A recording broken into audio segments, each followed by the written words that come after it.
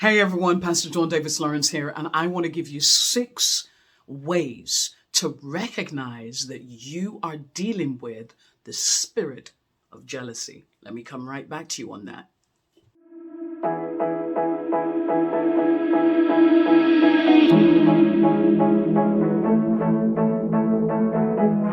So, number 1, how do you recognize the spirit of jealousy? How do you recognize the spirit of jealousy? So you're going to see me looking across here because my age, right? I can't commit a whole heap of things to my memory anymore, so I've got to write stuff down. So when you see me looking over here, it's because I'm looking at the board because I've written some stuff down to help me out, to help you. All right, is that okay? Right, good. Right, so number one, peaceable. The spirit of jealousy, when it is operating in someone's life against you, they cannot speak peaceably to you. They are unable to speak peaceably to you. It's like the slightest little thing and they're kicking off. The Bible speaks about Joseph and his brothers, and they could not speak peaceably to him. Why? Because they were jealous of him. Whenever someone is jealous of you, when they are operating and allowing the spirit of jealousy to operate or play host in their life and to operate through them, you will find that that individual or those individuals are unable to speak peaceably to you. It's like they never have anything good to say about or to you. You will see them laughing and joking with others. You will see them, cavorting with others and so forth. But when it comes to you, it's like they can't speak peaceably to you.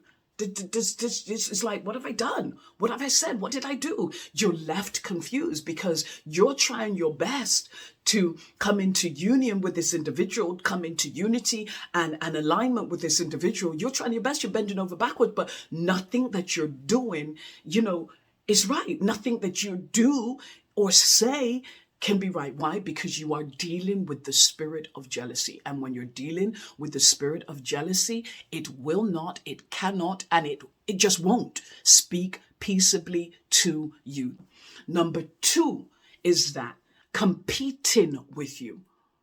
So that individual will compete with you. Those individuals will be in competition with you. The kingdom is not about competition. It's about complementing each other. But when someone is operating within the kingdom and they are playing host to the spirit of jealousy, what you will find is that individual will compete with you.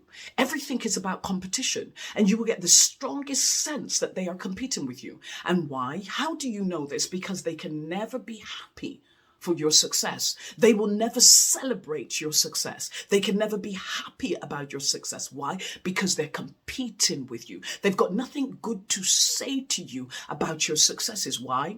Because they're competing with you. They can't compliment you. They can't say well done to you. Why? Because they are competing with you. It almost aligns itself with number 1. They were competing for their father's love with Joseph because they know that Joseph was loved. Father gave him a multicolored coat or a coat of many colors. They didn't get one. So they now become this jostle of competing and competitiveness. Is the same kind of thing that was almost happening between Esau and Jacob, this constant sibling rivalry, this competing. And when you find that someone is competing with you, it's because they are playing host to the spirit of jealousy. So you cannot just take one of these things in isolation, but when you put them all together, what you are finding here is the picture that is emerging is that person is operating under the spirit of jealousy. Number 3, criticism. Criticism, but not just criticism. It's not positive criticism. It's not constructive criticism. It's destructive criticism. It's negative criticism. Individuals who are operating with this spirit, playing host to this spirit, you will find that whatever you do, there will be negative criticism, either in front of you or behind you. They will, again, it aligns itself with number 1, cannot speak peaceably to you, about you, for you. Criticism the same way. Whatever you do, regardless of how good it is, they will criticize negatively what you have done. They will pull down what you have done. Why? Because they are operating under the spirit of jealousy. It is important. You might be saying to me, oh, Pastor, well, why are you telling me about the spirit of jealousy? Because if you have ministry, if it is that God is using you for purpose, for his purpose in the kingdom, be it in the church or outside the church, whether your ministry is inside the church or it is outside, an outreach outside, whatever it might be, whatever the purpose may be, you might be an entrepreneur or whatever God has called you to. If you don't recognize that spirit, I am telling you, there is so much that you will walk away from that you should have stood for. There is so much that you will let go of that you should have held on. There is so much that will be destroyed in your life. Relationships and all kinds of things will be destroyed in your life. Why? Because you did not recognize the spirit of jealousy. Joseph did not recognize the spirit of jealousy. He didn't recognize it. And so consequently, he kept on telling these guys his dream. Right? Not only that, when they were plotting to murder him, he went out, albeit his father told him to go. But the fact is, from a distance, it must have been showing on their body language. When you think that 80% of all language is not what comes from your mouth, it's your body language. You will read that individual. And that's just from a non-spiritual perspective. From a spiritual perspective, all right, let's say from a non-spiritual perspective, you can read body language that this individual is not for you, that their mouth is saying one thing, but their body language is saying something different. And I often say, if you listen to my actions, you will never be fooled by my words. If you listen to people's actions, you will never be fooled by their words. So when we look at it from a spiritual perspective, then what about the spirit of discerning? Discerning that actually this is the spirit of jealousy. Can you remember Eliab? He was the older brother of David. And can you remember when David was sent by his father to bring loaves of bread to his brothers who were in battle with the Philistines at the time? Eliab's response to him was so horrible. He said to him, what are you doing here? I know you're proud. I know the naughty. I'm paraphrasing, right? I know the naughtiness of your spirit. I know what you're doing here. With whom have you left those few sheep? He was so jealous of David. Why? Because when Samuel had come to anoint the next king of Israel, he thought it would be him, and it wasn't him. It was David, little David, who his father didn't even bother to call. Sometimes the spirit of jealousy, the door to jealousy will be opened in someone's life because they think they were more entitled to what you have as opposed to you. All right. What number am I on? Right. Number 3. So number four, conflict. The spirit of jealousy will cause conflict and contention. Wherever there is jealousy, there is conflict and contention. You will find, let me just put another word in there, cantankerousness. Conflict, contention, and cantankerousness. You will find that someone who's playing host to the spirit of jealousy will be contentious. They will be always in conflict, and they will be cantankerous. And oftentimes that will be vented on you. You walk away thinking, what did I do? What did I say? I mean, I don't even realize what I did, because you're dealing with the spirit of jealousy. Can you remember when Isaac, the Bible said that he went to dig his father's wells? Those wells belonged to his fathers. But the men of Gerar, remember them? Right? They were so contentious, and the herdsmen of Isaac's herdsmen and Isaac's herdsmen and those herdsmen, they became, there was conflict and contention and so forth over the wells. The wells belong to us. The wells belong to us. You're not having these wells. And when someone is operating under this spirit, they become so possessive and so territorial. So everything is mine. It's territorial. It's not yours. And they become so territorial and possessive. And you walked in, that's my chair. This is where I sit. This is my seat. This is my church. This is our ministry. This is how you're dealing with the spirit of jealousy there. All right. But Pastor, they don't even know me. They don't need to know you. Right? You have to understand that you're not dealing with the individual, you're dealing with the spirit. All right, let me give you an instant. Can you remember when Peter had just said to Jesus, "Thou art the Christ, the Son of the living God," and within seconds Jesus is having to rebuke him. Is he rebuking Peter?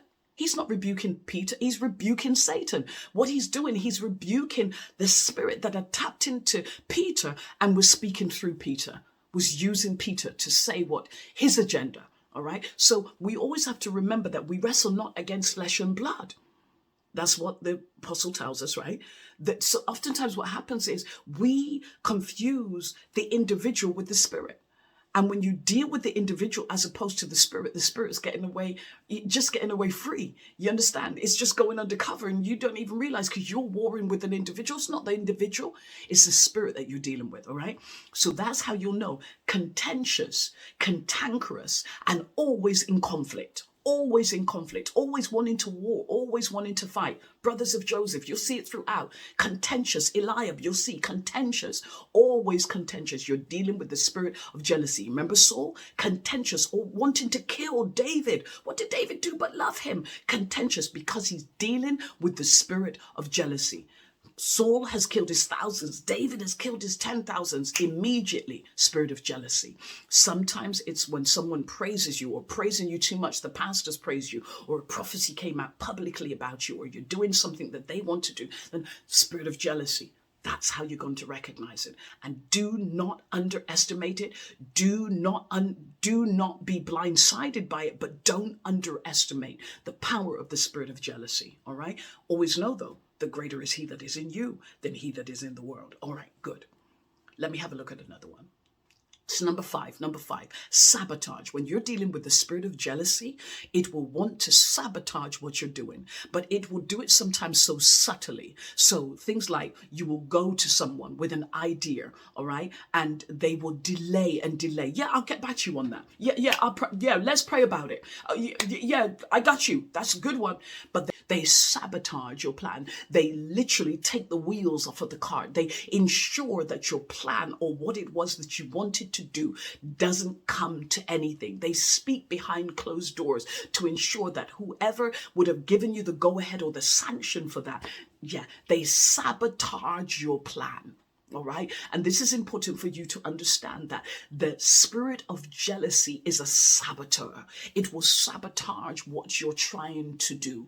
Can you remember the Bible speaks about Adonijah, right? Which was Solomon's brother, trying to sabotage Solomon's ability to get to the throne by trying to get there first. Sabotage.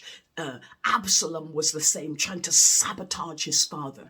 All right. So standing outside the gates of the city, kissing the hands of the noblemen so that he could get their favor, so that he could get the throne. He could sabotage his father. And can you remember Abner, how Abner died and he was killed?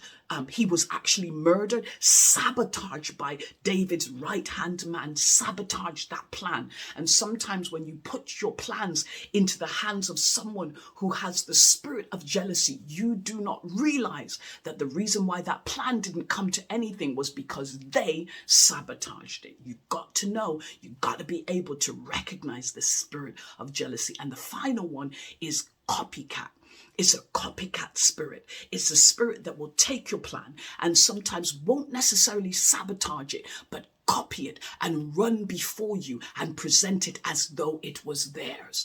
You went to them with your plans. You went to them with that ministry. You went to them with this. And before you know it, that self-same thing is out there under their name. Copycat kind of spirit. But when you don't recognize that someone is operating in the spirit of jealousy, you will give them and lay your plans out before you. And each time you will find that what happened to that plan? Before you know it, you see it's called something different, but it's your plan. The book is called something different, but it's your manuscript. The song is called something different, but it's your tune. What they're doing is a copycat spirit. And Satan he's the master of copycat. He's the master of it. We see it throughout the Bible. He's trying to copy God. He's trying to imitate what God is doing under disguise. But when you pull off the disguise, what you see is a copycat destructive spirit, and it's Satan. And the spirit of jealousy is a copycat spirit. It's an envious spirit. Because envy and jealousy are kissing cousins, all right? And so you find one, you find another, and spirits never walk alone. When you find one, it opens the door for others to come in as well. So what you'll find is that you won't just be dealing with the spirit of jealousy. You'll find that there will be other spirits that are attached to that, that's coming at you. But if you can recognize that you're dealing with the spirit of jealousy, you will not fall foul to it. Okay, I hope this blessed you. I'm coming again with some more. Okay, now listen, stay safe. Stay sensible, stay strong in the Lord and in the power of his might. Love you guys.